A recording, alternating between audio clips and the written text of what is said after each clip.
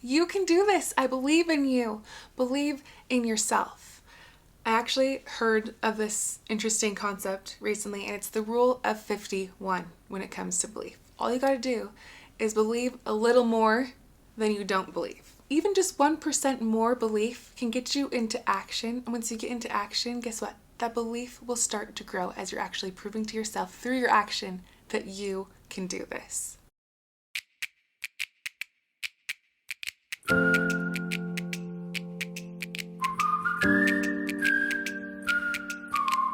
Hey, it's Carly Burr, and welcome back to Taking Life Offline. Today we're going to be discussing why you haven't quit social media, although you really want to. There are reasons holding you back from just doing the thing, because literally everyone and their dog has an account, and you might be feeling like if you leave, you might become irrelevant. You might feel like you're going to be missing out on something. You might feel like you're going to fall behind, or you might feel like you will be forgotten. So today we're diving into 3 reasons why you haven't quit social media, even though you know in your heart of hearts that you should and you actually really want to. We're going to be discussing those 3 things, as well as action steps you can take today to begin overcoming these reasons that are holding you back. Reason number 1. Maybe you really want to quit your social media, but you feel like if you do, you're going to lose connectedness. You're going to lose connectedness to your friends, connectedness to some of your family, connectedness to society, to pop culture. Whatever it is, you feel like you're going to lose connectedness. If this connectedness is a concern for you, I want you to look at it from a bird's eye point of view. Okay, if you took a bird's eye view at you sitting by yourself wherever you are, and you go to your phone to get connection with the world, you go onto your social media. If you were to be looking at you from above, you wouldn't look at all like you were connected. You would look lonely. You'd look like you're by yourself. Also, take this bird's eye point of view. If you're in a group of people, with a bunch of people, and you still are choosing to be on your phone, on your social media to get that connectedness that you are craving, if you look at you from a bird's eye point of view, guess what? You still look lonely. You still look alone. If you think about it like that, it kind of changes the way that you view this connectedness that you think you're getting through your social media. This is so tricky because Instagram has this way of making you feel like you are actually connected with these people. I mean, you see what they're eating for breakfast. You see the activities that their kids are doing. You see the inside of their homes. You have access to the intimate parts of people's lives, at least the filtered parts of their lives. And the story aspect of Instagram really was so smart on their end, and really was another layer to just get you hooked. Before stories existed, you probably didn't feel like you knew these people as well as you feel like you actually know them now. It's a trick though. You are not as connected as you think. In fact, you could even be lonelier than ever before because you're hiding. You're wasting your time behind your phone. You're wasting your time. You're not getting out there, living your life, forming real connections that are two-sided rather than just one. Really think about this. You see all these influencers out there. You see all these people that you follow. You see all these aspects of their life that they are choosing to share with you. But do they know anything about you? That's not a real connection. That's not a real relationship. That is an empty filler. That's an empty connection. You deserve better than that for your life. Demand better than that for your life. You know, if you're ready to quit social media, if you're ready to trade in the superficial connectedness for genuine connectedness that actually serves you rather than takes from you, comment "I'm ready" down below, and I will reply to your comment with a link to download my checklist to closure. It's a step-by-step list that gives you specific things to either start or stop doing in a very strategic way that'll get you closer to the closure that you are needing with social media in order to move on, in order to get past the unnecessary comparison, to drop the wasted time and begin filling your life with more fulfilling things. So comment "I'm ready" so I can reply with a checklist, or you can find it in the description to this video or in the show notes to this episode.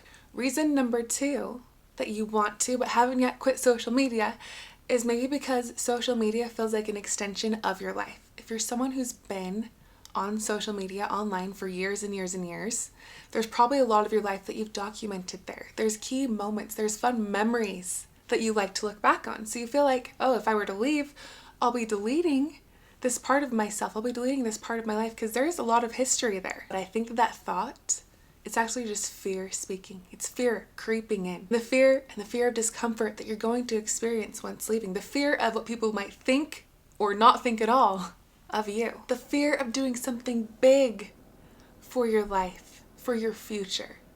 Don't get stuck. We are here to grow. We are here to progress. And that comes with doing the thing that's uncomfortable. That comes with taking a look into ourselves, assessing our behaviors, being honest, and seeing what we might need to leave behind that's keeping us stuck. What's taking from us rather than building us up. What should not be coming with us into this new chapter, into this new year. So don't let this fear that if you're to leave social media, you might be losing a part of yourself. Don't let that hold you back, because maybe that's necessary. Maybe this needs to go in order for the new you in this new season to come forth. If this reason is what's holding you back, there are things you can do to preserve what you've documented.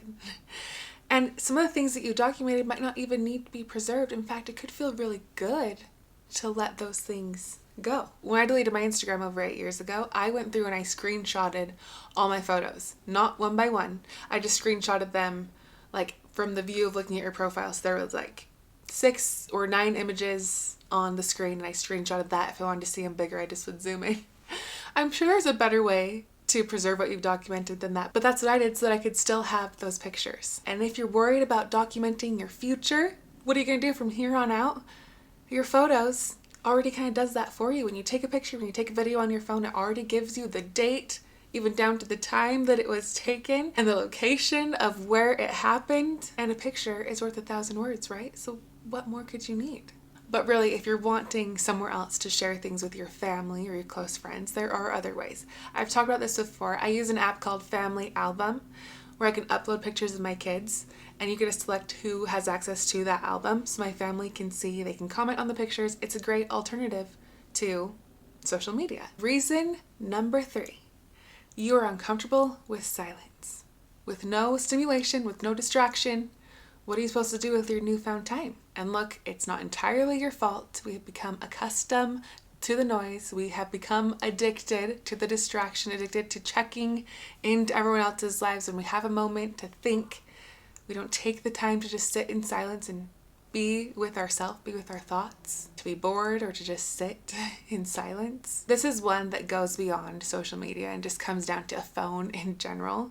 Whether you have social media or not on your phone, it's easy to pull out your phone and do something at all on that screen. So if this is you and you have not left social media because you are afraid of silence, you do not know what you're going to do with your newfound time, try this. Go in with the understanding that this is going to be uncomfortable. It's going to be uncomfortable, just like anything new, anything foreign to you that you're trying. It's going to take some time before this feels comfortable, before this becomes your new normal. And unfortunately, the only way to get past this is to go through this. So going in with the understanding that it's going to be uncomfortable, having the patience with yourself and moving through it can help better set you up for more success. Honestly, there are plenty of things that you can do to fill your time instead. You can read a book. For example, last year when I was pregnant with my daughter, I had a lot of doctor's appointments, like one does. And what I would bring to my doctor's appointment is the book that I was currently reading, so that when I'm sitting in the waiting room, I can pull out my book and I can read. And it's crazy how quickly the time goes when you find yourself lost in a book that you love. And it feels a lot better coming away from that, having read a book rather than having gone through a scroll. And if you're in a place where you can do this, go for a walk. Get outside if you're in a position to do so. And another thing that you can do in a situation where you're like, what am I supposed to do to fill my time, is ahead of time create a notes section in your phone or a Google document where you have written down goals that you want to accomplish or things that you want to check off throughout your life, so that when you're in that moment being like, oh, I'm getting anxious, what am I supposed to do? I need a distraction, I need stimulation. You can go to where your social media app would be. If you put your notes app there, you put your Google Docs there, open up to that document that is specific for this moment. You can look at what it is you're wanting to work toward and start knocking things off that list. There's a lot, you guys, that you can do with your newfound time. Just get creative here. Try things out. And no, it might not work the first time. You might feel like that was a flop. You might feel like you need something else to be strong enough. Pull. But the goal is to try things out, get you moving into action, and then eventually you will get to the point, at least our hope is to get to the point where you're okay with sitting in the silence. You can become comfortable with the silence and not having to fill your time with anything at all. Yes, you can eventually get comfortable with slowing life down and with just being here. So those were the 3 reasons that maybe you want to quit social media, you really, really want to, but haven't so far. They were: 1, you feel like you're losing an important connection. 2, you feel like you might be losing a part of yourself, losing pictures, losing parts of your life that you've documented. And number 3 was you're uncomfortable with silence and you do not know how to fill your newfound time. All of these reasons, they boil down to one thing. They boil down to fear. Fear of the unknown. What's on the other side of my social media addiction? Fear of, oh my gosh, I'm going to have to actually be forced to look inward rather than consistently looking outward on the world. I'm going to have to actually get to know me. What if I am forgotten? How am I going to be seen? How will I feel relevant? What if I miss out? But you guys, if you don't give yourself enough space between you and social media, you won't be able to see what you need to see. You won't be able to have actualizations, have realizations that could shift everything for you. And this fear of missing out, it really is bogus. If you were to really take an experiment, if you were to take a couple weeks, take a month, take an extended period of time away from your social media and you were to go back on and scroll back through everything that you missed, you would most likely realize that you didn't miss a thing that was actually important, a thing that actually brought goodness, brought fulfillment, brought the good things into your life, that helped you get closer to the person that you're wanting to become.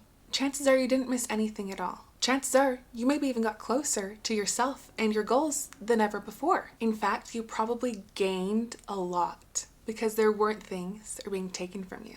Your time, your attention, your peace, your focus on what really matters. You know, when I left Instagram in 2015, I actually created space for one of the most important aspects of life. I created space to hear, to uncover God's will for me and for my life. It's something that I'm consistently trying to hear and consistently trying to stay in alignment with. And without the noise, without the distraction of social media, I've been able to listen. I've been able to create space enough for Him to speak to me, for Him to get through to me, for Him to use me as an instrument in His hands to do His work, to accomplish what He has planned for me. That can be available to you too. Leaving social media can create space for God to speak to you, for you to hear His still small voice. Because I can tell you this much, He's not going to compete with the flashiness of the world. You have to do your part for Him to be able to speak to and through you. And that's actually exactly why I'm here. He has led me and showed me what He needs me to do in order to help His children. He placed upon me the desire in my heart to leave social media 8 years ago. I answered that call, which allowed Him to then show me what to do next. And it wasn't until a few years later that He revealed to me that He needed me to leave back then in order to do what I'm doing now, in order to help you do the same. So my friend, whatever the reason is for you that you really want to quit social media, but you haven't been able to up to this point, I encourage you to see those reasons, to call them out for what they are. Fears. I want you to stop making excuses for yourself. I want to challenge you to become self-aware, to see what could be in store for you on the other side. Make that in the forefront of your mind. Make that the driving force. The person you can become, the life you can lead, the goals you can accomplish, the noise you can cut out in order to create space for God to speak and work through you. Make those your focus. Put the emphasis on what you're going to gain, which is so much more than what's at stake to lose. You can do this. I believe in you. Believe in yourself.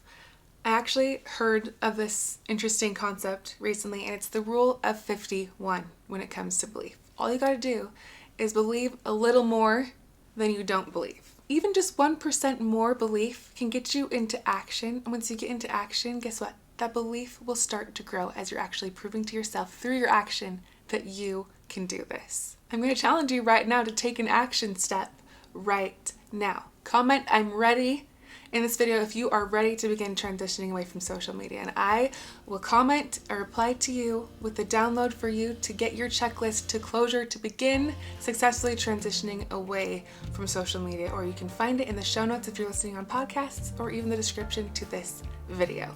Thank you so much for being here. I really hope that this video opened your eyes, gave you the courage to maybe step out and do something hard, or helped you in some way. And I'll be back next Monday.